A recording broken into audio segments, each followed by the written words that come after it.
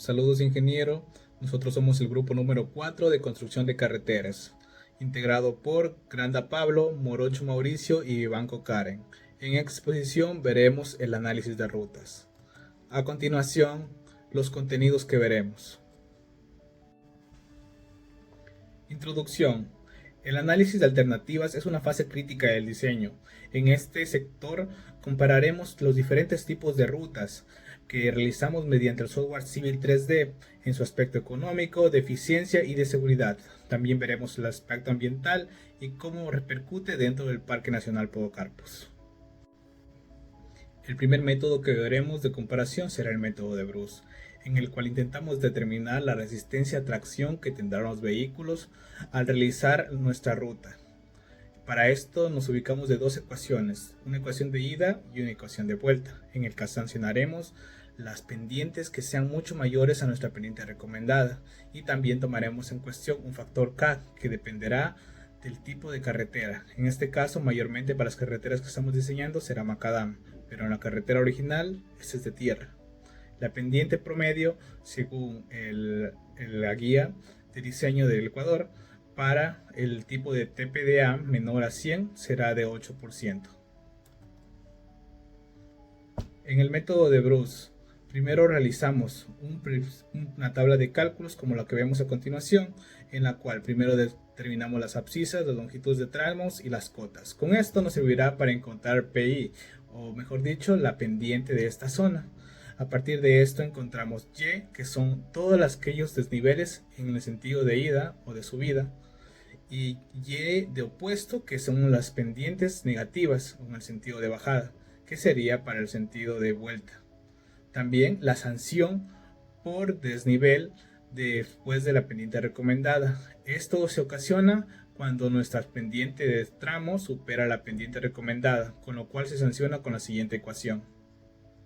Finalmente se cortó esta tabla de forma que se mostró la zona final, ya que esto llegó a tener 29 casillas. Tras tener todo esto, se obtiene la sumatoria de cada uno de estos pasos para finalmente ejecutar nuestras dos ecuaciones, en el cual encontramos la longitud resistente de ida y nuestra longitud resistente de vuelta para este ejercicio de la ruta 1. Repetimos este proceso para cada una de nuestras rutas, incluido la ruta original. Como podemos ver aquí en esos resultados, en la ruta original la resistencia de ida es mucho menor a los demás, siendo la segunda menor la ruta número 1. Y en cambio en el sentido de vuelta, que se sancionan bastante aquellos desniveles superiores al 8%, la ruta original carece, siendo una de las peores, con una longitud de resistencia de 27.000, siendo la ruta número 1 la más eficiente en ese aspecto.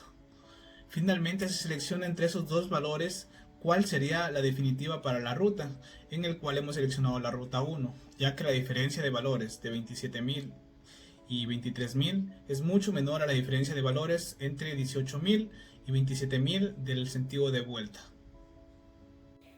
Para el método de pesos absolutos es un método que se destaca básicamente por su simplicidad en la evaluación, por lo que permite una calificación más rápida.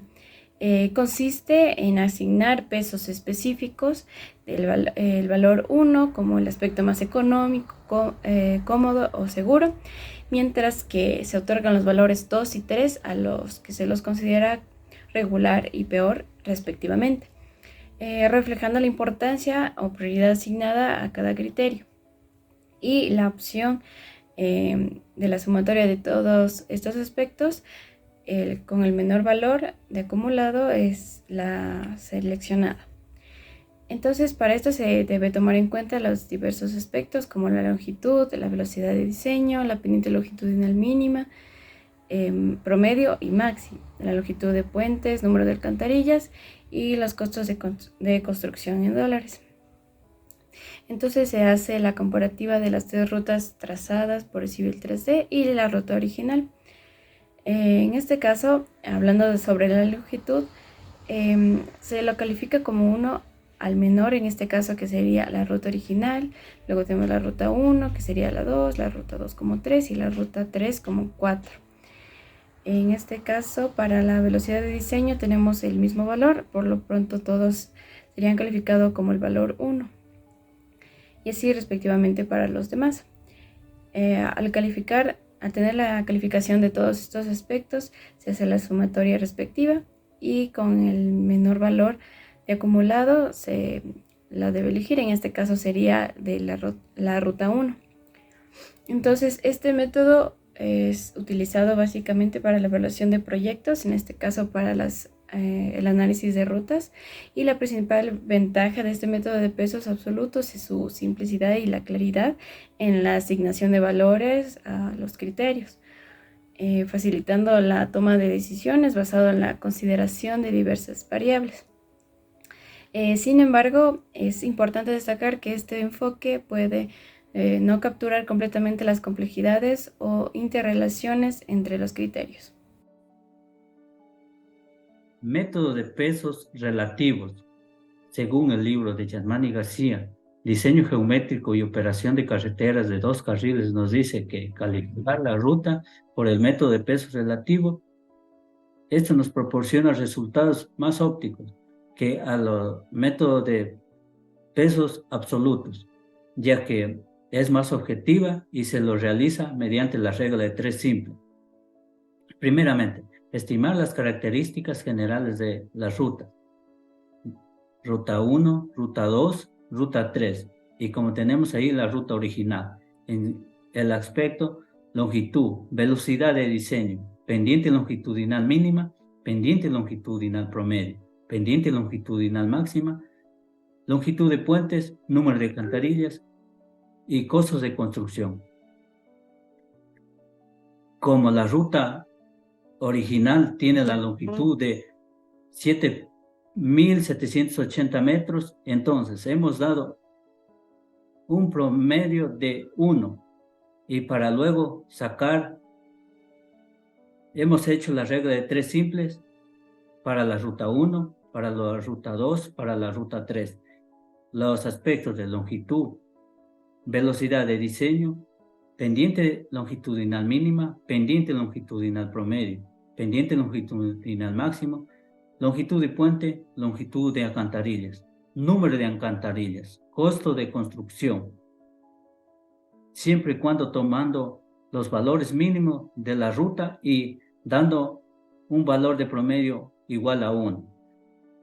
Durante este método hemos obtenido la valoración de un promedio para la ruta 1 de 8.7, la ruta 2 de 9, la ruta 3 de 9.5 y la ruta original de 13.5. Entonces, la mejor ruta sería la ruta 1, de acuerdo que tiene el menor valor de promedio. Y para ello, hemos escogido la ruta 1 para este proyecto, así facilitando el menor costo en la construcción y el menor movimiento de tierra durante la ejecución del proyecto.